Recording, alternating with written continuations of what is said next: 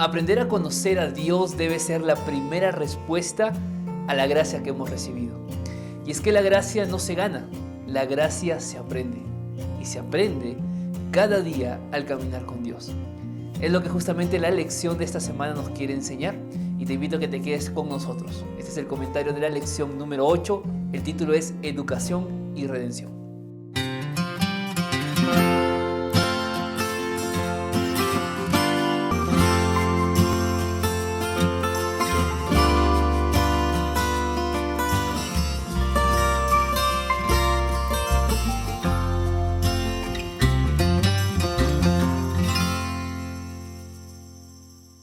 Hola, hola, ¿qué tal de nuevo, queridos amigos? ¿Cómo están? Una alegría poder saludarlos. Gracias por acompañarme en este video. Estamos aquí en el canal de YouTube. Yo soy el pastor Anthony Araujo y grabo desde Perú, aquí donde yo trabajo como pastor, para poder llegar allí a tu familia, a tu iglesia, a tu grupo pequeño, a tu comunidad. Esperando realmente que cada video que estamos ahí tratando de grabar sea de gran bendición para todos ustedes. Ya sabes que una vez más te invito, por favor, si es que aún no lo has hecho, es muy sencillo, suscríbete al canal, activa la campanita y puedas así tú tener las notificaciones cada vez que nosotros subamos un video nuevo, ¿está bien? Recuerda que tenemos las redes sociales también para poder estar en contacto si así tú lo deseas. Solo quería decirles y también aclarar, yo sé que algunas semanas estamos allí sin subir el video, debido al poco tiempo que tenemos. No hay un equipo de trabajo, no hay un editor de videos, no hay un camarógrafo, no hay un guionista. Es todo eso que debería ser un equipo, lo hace su servidor. Así que es complicado a veces tomar el tiempo para hacer todo este trabajo. Así que por favor, sus oraciones siempre conmigo para poder tener el material listo para que ustedes puedan ser nutridos por ello. ¿Está bien? La lección de esta semana es realmente muy importante porque nos ayuda a conectar la educación y la redención. Aparentemente van separados, pero no es así. Tanto la educación como la redención van juntos. De hecho, apuntan al mismo objetivo.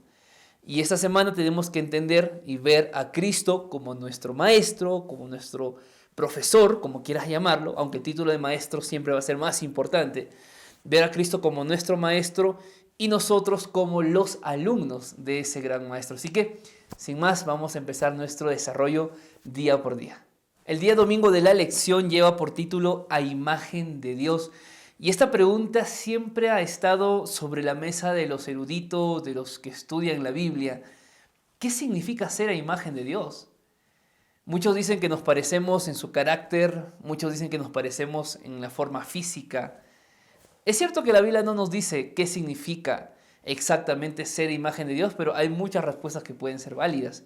De hecho, cuando uno va a Génesis, y te invito a que vayas a tu Biblia, capítulo 1, Génesis, versículos 26 y 27, es un texto no solamente conocido, sino que guarda verdades importantes. Por ejemplo, dice la palabra de Dios: entonces dijo Dios, hagamos al hombre a nuestra imagen, conforme a nuestra semejanza, y tenga potestad sobre los peces del mar, las aves de los cielos y las bestias, sobre toda la tierra y sobre todo animal que se arrastra sobre la tierra. Este versículo nos muestra por lo menos 4 cosas. Número 1, la presencia de Dios. Él dijo, hagamos. Quiere decir que Dios estaba presente en su plenitud. Estaba el Padre, estaba el Hijo, estaba el Espíritu Santo. Otra cosa que nos refleja este texto es el anuncio de una creación. Y dijo Dios, hagamos al hombre. Estaba anunciando la creación o lo máximo de la creación, el ser humano. Pero no solamente nos muestra a la deidad completa, ni el anuncio de la creación, sino que también nos muestra la forma de la creación, a imagen y a semejanza.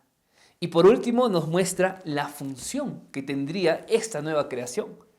Dice que tendría que tener potestad.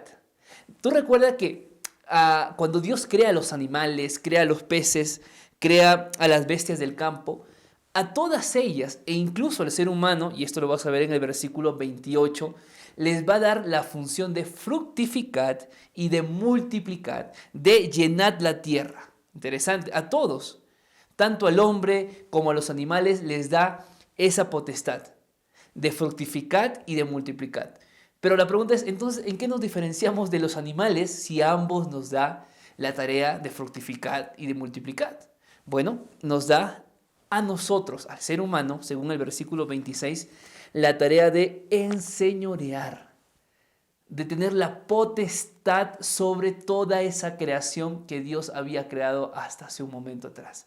Sin embargo, recordemos que Dios crea al ser humano a imagen, con su carácter, quizá hasta cierto punto, con su forma corporal, no lo sabemos, pero sí nos creó a imagen en el sentido de tener potestad, enseñorear.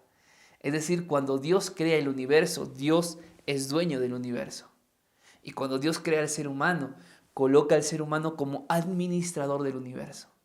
Por eso es que si nosotros queremos restaurar esa imagen de Dios que ya se perdió en el ser humano, tenemos ese milagro, esa bendición de poder acercarnos al Creador porque somos a imagen de Él y poder restaurar la imagen de Dios en este mundo caído. El día lunes de la lección lleva como título Jesús como Maestro. Claro, es que Jesús en la Biblia tú vas a encontrar que tiene diferentes nombres. Tiene el nombre de Hijo de Hombre, el Salvador, el Redentor, el Señor, el Cordero de Dios, pero también se le conoce como Maestro. Es más, los discípulos llamaban a Jesús Maestro, porque claro, tener a Jesús era como tenerlo en un salón de clases. Ellos aprendían cada día del Maestro. Cuando uno lee Isaías capítulo 11, yo voy a invitarte a que vayas a tu Biblia, Isaías capítulo 11 en el versículo 1 en adelante, vemos a ese Jesús desde el enfoque de maestro. Vamos a ver los versículos. Por ejemplo, el versículo número 1 dice, saldrá una vara del tronco de Isaí, un vástago retoñará de sus raíces. Y comienza a describir quién sería y qué cualidades tendría. Por ejemplo, reposará sobre él el espíritu de Jehová, espíritu de sabiduría. Un maestro tiene que ser sabio. Espíritu de inteligencia. Yo pregunto, un maestro, una maestra, hablando ya terrenalmente, ¿tiene que ser inteligente o no tiene que ser inteligente? Claro que tiene que ser inteligente. Continúa, espíritu de consejo. Un maestro tiene que ser consejero, tiene que tener conocimiento y sobre todo temor de Jehová. Lo que hace aquí el profeta Isaías es presentar a Jesús, no desde la faceta del Salvador, no desde la faceta del Creador, sino desde la faceta del Maestro. Es decir, el Mesías que vendría más adelante sería un Mesías que aconseja, que es inteligente, que es sabio, que no juzga según su vista, sino que da consejo a las personas. Y así fue tal cual Cristo vino a esta tierra, consejero, lleno de conocimiento, lleno de inteligencia, lleno de sabiduría. Pero, ¿sabes? Hay algo más aquí, y es que el maestro, esta obra, vamos a llamarla, la obra educativa que Jesús vino a hacer en esta tierra, si tú te das cuenta, se conecta con la obra redentora.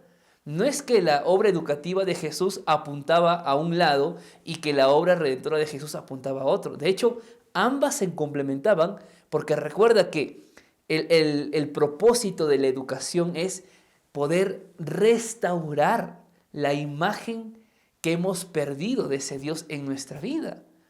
Por lo tanto, cuando Jesús se presenta como maestro, tiene el mismo enfoque que el Jesús que se presenta como Salvador.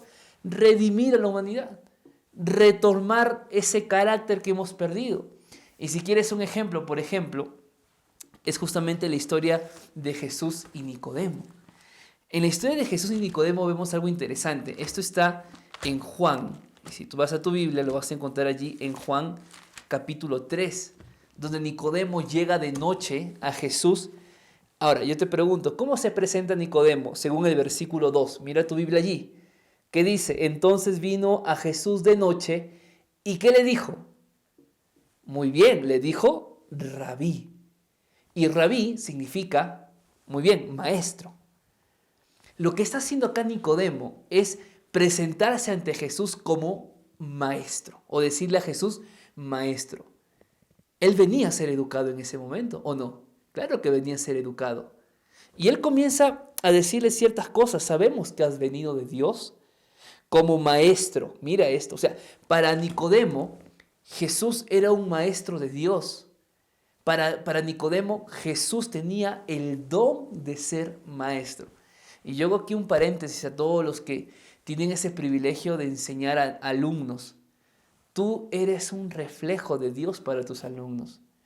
Tienes que estar seguro y convencido de que Dios te ha dado el don de enseñar, el don de ser un maestro. Y como maestro que eres, no estás en esta tierra para enseñar cosas de este mundo. Ni siquiera estás para mostrar tu carácter. Tú como maestro, como maestra de aula, de colegio, de escuela, de universidad, tú fuiste llamado, tú fuiste llamada a ser el reflejo de Jesús. Amén. Ahora, mira, Nicodemo se presenta y le dice, Rabí, sabemos que has venido como maestro del cielo. Sin embargo, Jesús conecta la historia de otra forma. En el versículo 3 dice lo siguiente, de cierto te digo que el que no nace de nuevo no puede ver el reino de Dios. ¿Qué está haciendo acá Jesús? ¿Hablando de educación? Sí, pero al mismo tiempo hablando de ¿qué? De salvación. ¿Te das cuenta? La salvación y la educación van de la mano. Tienen el mismo objetivo, salvar al ser humano. El día martes de la lección lleva por título Moisés y los profetas. Moisés, que era básicamente hablar de la ley. Y hablar de la ley no es hablar solo de los 10 mandamientos. Hablar de la ley era hablar de los 5 primeros libros del Antiguo Testamento, de Génesis hasta Deuteronomio. Esa era la ley, esa era la Torá. Aunque, dicho sea de paso, el significado principal de Torá no es ley, es instrucción. Quiere decir que nosotros encontramos instrucción en los primeros libros, claro, en toda la Biblia, pero principalmente en los 5 primeros libros de la Biblia. Pero no solamente era el tema de la ley, era el tema de los profetas. Recuerda que la Biblia hebrea no tiene 5 partes en el Antiguo Testamento como nuestra Biblia. Nosotros, si no me equivoco, tenemos Pentateuco, tenemos libros históricos, tenemos libros poéticos, tenemos profetas menores y tenemos profetas mayores. En el caso de la Biblia hebrea, solamente tiene 3. La ley, o sea, la Torá, los Nevijín, los profetas, y los Ketubín, que es básicamente los escritos. ¿Por qué digo esto? Porque Pablo habla de esto en 2 Timoteo capítulo 3. Voy a invitarte a que veas ahí tu Biblia, por ejemplo, lo que dice el versículo número 14. Pero tú persiste en todo lo que has aprendido y te persuadiste, sabiendo de quién has aprendido.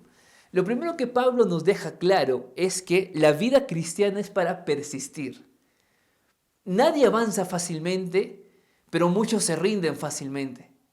No se trata de rendirte, se trata de que tú avances en la vida cristiana. Me dejo entender que tú perseveres, que tú luches, que tú seas constante.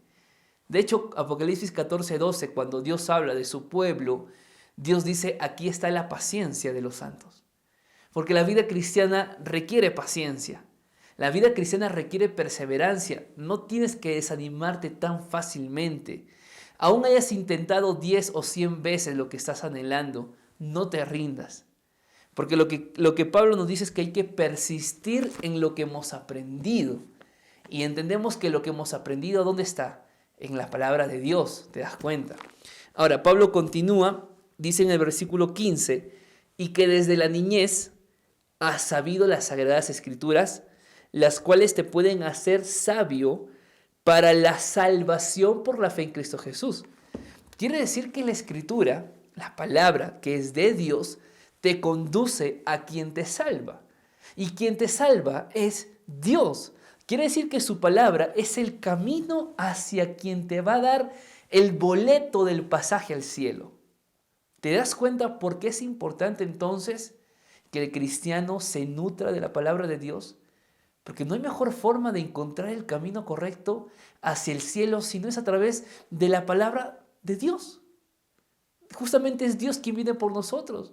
O sea, es como que tienes un tesoro escondido y tienes la ruta para llegar a ese tesoro escondido.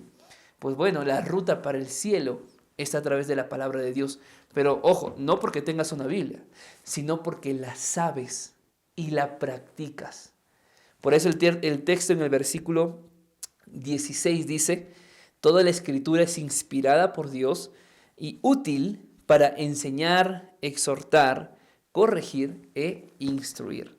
Por eso la Biblia es una fuente de proclamación, la Biblia es una fuente de educación.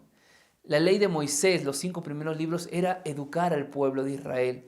Tenemos salmos que son salmos educativos, Salmo 1, Salmo 37, Salmo 73. Los textos de Pablo, las cartas de Pablo, si bien es cierto, comienzan con la proclamación del Evangelio, pero tú vas a ver en muchas o en todas las cartas de Pablo que Pablo siempre da consejos prácticos para una convivencia sana. Eso es educación. Porque la Biblia no solo es un libro de salvación, sino que la Biblia también es un libro de educación. El día miércoles de la lección lleva por título Los sabios. Y para hablar de los sabios hay que hablar de la sabiduría. Y surge la pregunta, ¿qué es sabiduría? Bueno, déjame decirte que sabiduría no es inteligencia. De hecho, la sabiduría tampoco es genética. La sabiduría es desconfiar de tu inteligencia y confiar en Dios. Sabiduría es tener una actitud que te lleve a hacer frente de forma correcta a las situaciones más difíciles de tu vida. Porque sabiduría tiene que ver con elegir correctamente, ser sabio para tomar decisiones. Hay gente que puede ser muy inteligente, pero que puede tomar decisiones equivocadas en su vida. La palabra de Dios nos habla de 2 tipos de sabiduría. Cuando uno lee Santiago, capítulo 3, la Biblia habla de la sabiduría que procede de lo alto. Mientras que Primera de Corintios, capítulo 3, versículo 19, habla de la sabiduría de este mundo. Es decir, hay 2 clases de sabiduría, la del mundo y la que viene de Dios. ¿Quieres un ejemplo? Moisés. Cuando uno ve la Biblia, por ejemplo, y busca Hechos, vamos a ir allí por favor, Hechos capítulo 7, en el versículo número 12, miren lo que la Biblia dice acerca de Moisés. Dice lo siguiente, Hechos 7, 22. Moisés fue instruido en toda la sabiduría de los egipcios. ¿Te das cuenta? No fue instruido en la sabiduría de lo alto, fue instruido en la sabiduría humana de este mundo. Bien claro, dice que Moisés fue instruido en sabiduría de egipcios. Ahora yo te pregunto, ¿qué pasó con Moisés? Mató a un egipcio. Porque no decidió correctamente, no tomó buenas decisiones. Pero Dios quería sacarlo de esa sabiduría mundana y llevarlo a la sabiduría de lo alto. Y lo hizo caminar por el desierto, formó su carácter. Y hoy Moisés, yo te pregunto, ¿dónde está? En el cielo. ¿Te das cuenta? Mientras que la sabiduría humana te lleva a cometer errores, la sabiduría divina te lleva al cielo. ¿Por qué? ¿Por qué sabiduría? Porque justamente es sabiduría divina. Cuando uno lee, por ejemplo, Santiago capítulo 3, vamos a buscar por favor allí lo que dice justamente el versículo 17. Dice qué características tiene la sabiduría de Dios. Por ejemplo, dice lo siguiente: pero la sabiduría que es de lo alto es primeramente pura, pacífica, amable, benigna, misericordiosa, de buenos frutos, sin hipocresía. Si hay un cristiano o alguien que dice ser cristiano, pero que no es pacífico, que es alborotador, que busca pleitos, que busca venganza, si hay alguien que es hipócrita, si hay alguien que no coloca a su prójimo sobre él, que no es amable, que tiene palabras duras, actitudes malas, que busca perversidad, esa persona no es sabia. Yo te invito a que medites en Santiago 3:17. Leas cada característica del sabio y te preguntes, ¿estaré siendo yo en este día una persona sabia o no? Entonces allí hay que meditar. La primera iglesia, los primeros cristianos tuvieron un gran maestro, que era Cristo en persona. De hecho, lo dije hace un momento, los discípulos tuvieron ese privilegio de caminar con Jesús 3 años y medio, casi lo que puede durar una carrera superior, una carrera técnica, lo que puede durar una maestría. De hecho, los discípulos, si pudieron haberse graduado, ellos pudieron haberlo hecho, ¿no? Tenían al gran maestro, pero Cristo tenía que irse, Cristo tenía que ir al cielo, pero Cristo sabía que si dejaba a los discípulos sin un reemplazante de maestro, era probable que los discípulos pierdan el foco, como muchos de nosotros perdemos el foco cuando estamos lejos de Dios, aun cuando podamos estar dentro de la iglesia. Por eso es que Cristo proporcionó la ayuda del Espíritu Santo. Ahora el Espíritu Santo sería quien daría una educación continua a los discípulos. Con otras funciones, claro está, pero con el mismo objetivo, salvar al ser humano. El Espíritu Santo vino, el ayudador, el consolador. En el idioma griego se le conoce como el Paracletos, ¿no? El que acompaña, el que siempre está. Y amigos, no hay mayor bendición que poder tener al Espíritu Santo y aprender de Él cada día. ¿Sabes? El Espíritu Santo vino a esta tierra y la Biblia nos dice, o la lección del día jueves nos dice, que la obra del Espíritu Santo es indudablemente educativa. ¿Por qué? Porque nos ayuda a buscar y a encontrar la verdad. ¿Qué dijo Jesús acerca del Espíritu Santo? Él os guiará a toda verdad. Ahora yo pregunto, ¿la educación no es encontrar la verdad? Claro que sí. Y yo pregunto, ¿quién es el camino, la verdad y la vida? ¿No es Jesús? Claro que sí. Entonces lo que hace el Espíritu Santo es guiarte ¿a quién? A Jesús. Es decir, la obra educativa del Espíritu Santo es guiarte a Jesús. Y yo pregunto, ¿en Jesús qué encontramos? Salvación. Por eso es que la educación y la redención van de la mano. Porque mientras que el Espíritu Santo te educa, te conduce a quien te salva.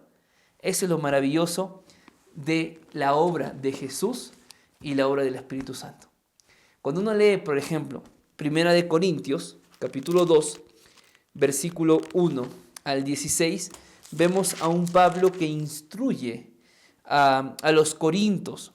Pero es interesante que la instrucción de Pablo no se basa en lo que él quiere decir, no se basa en su experiencia, no se basa en lo que él diga.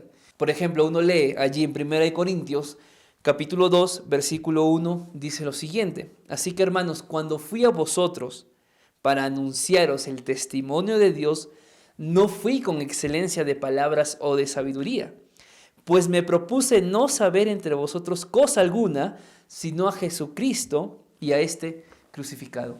¿Qué está haciendo Pablo? Pablo está yendo a educar, pero su educación está basada ¿en quién? En el Cristo crucificado.